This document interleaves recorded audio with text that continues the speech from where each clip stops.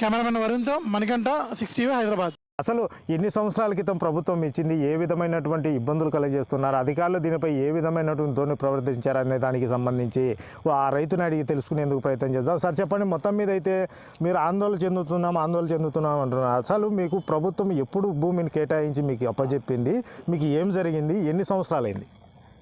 Chandrababu CM ఉన్నప్పుడు మాకు పిల్లోళ్ళు లేకుండా చేసుకుంటే ఈ భూమి మీకు ఇస్తాం, లేకుంటే ఇయ్యమని ప్రకాష్ అనే ఎంఆర్ఓ మాకు సీకే దిన్నెలో ఉన్నాడు. అతను ఎంఆర్ఓ వచ్చి నువ్వు ఖచ్చితంగా ఈ భూమి చేసుకోవాలంటే నువ్వు ఫ్యామిలీ ఆపరేషన్ చేసుకుంటేనే, లేకుంటే ఇయ్యము అని అన్నాడు. సార్ నేను చేసుకుంటా, 2 ఆడపిల్లలు సార్ నాకు అంటే, 2 ఆడపిల్లలకు చేసుకోను నీకేంటికి, ఈ భూమిని నీకు దున్నిస్తా లేకుంటే దున్నియనని ఇదే ఊళ్ళో గ్రామంలో నిలబెట్టి చెప్పినాడు మీనా ఎస్ కలెక్టర్. అప్పుడు నేను భయపడి ఫ్యామిలీ ఆపరేషన్ చేసుకున్న తర్వాత ఈ భూమిని పైరు పెట్టినా. ఈ భూమిని పైరు పెట్టిన తర్వాత ఏరే వాళ్ళు వీళ్ళు వాళ్ళంతా చాలా ఇబ్బందులు చేస్తా అంటే, అయ్యా నువ్వు ఎట తిరిగి మాకు ఇవాళ నువ్వు చేయనీయకుండా చేసేట ఆయనకే ఇచ్చేట అని ఎంఆర్ఓ పత్రికలు వేస్తున్నారు. ఆ పత్రికలు వేసేటప్పుడు మళ్ళీ కోర్టుకు ఆశ్రయించిన అన్నారు. హైకోర్టుకు తిరిగేటప్పుడు ప్రతిపక్షంలో జగన్మోహన్ రెడ్డి గారు ఉన్నారు.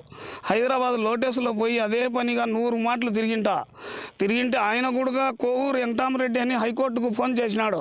ఫోన్ చేసి మా కాలం వచ్చిందాక దీన్ని ఆపు, దయచేసి మా కాలం వచ్చిందాక ఆపు చేయని అన్నాడు.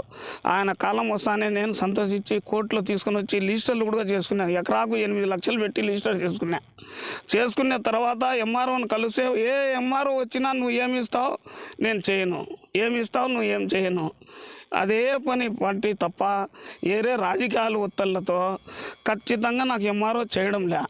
ఇప్పుడు నేను కానీ నా భార్య కానీ ఈ భూమి దక్కకపోతే ఖచ్చితంగా మందు తాగి సచ్చేదానికి రెడీగా ఉన్నాము.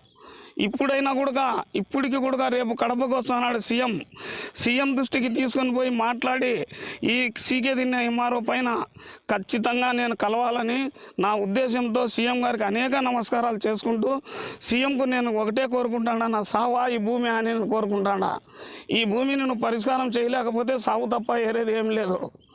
ఆయన మీద నేను నమ్మకం పెట్టుకొని ఉండా సార్. అంతే అమ్మ చెప్పండి, మొత్తం మీద అయితే మీరు 2 కుమార్తెలు ఉంటే కంపల్సరీగా ఆపరేషన్ చేయించుకోవాలని చెప్పేసి తెలియజేసింటేనే ఈ భూమిని ఇచ్చారని చెప్పేసి అంటున్నారు. ఎప్పుడు ఈ భూమిని మీకు ఇచ్చారు, ఎప్పుడు మీరు ఆపరేషన్ చేయించుకున్నారు? చంద్రబాబు సీఎం जब भी जाता नहीं उनके बात में चंद्रबाबू सीएम उस टाइम पर ऑपरेशन करा ले को बोल को घर का को सब जन मीटिंग रखी.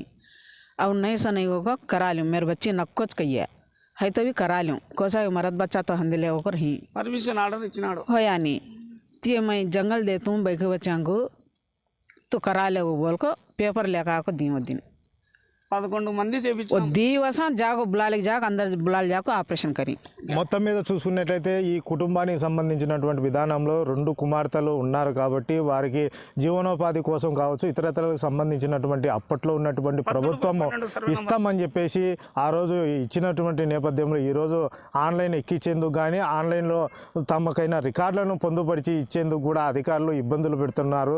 గత ప్రభుత్వం చేసినటువంటి రీతిలోనే ఇప్పుడున్నటువంటి ప్రభుత్వం కూడా మమ్మల్ని చూస్తున్నారు. ఈ ప్రభుత్వం ఏర్పడిన తర్వాతైనా మాకు నమ్మకము, భరోసా వస్తుంది, మాదంటూ మా భూమిని మాకు ఇస్తారనే ధైర్యం అయితే ఉంది. కానీ రేపు ముఖ్యమంత్రిని ఖచ్చితంగా ఎటువంటి పరిస్థితుల్లో కలిసి తీరి ఆయనకు ఆవేదన వ్యక్తం చేసుకుంటాము. ఇప్పటికే పలు రకాలుగా మేము ప్రయత్నించినప్పటికీ కూడా అధికారులు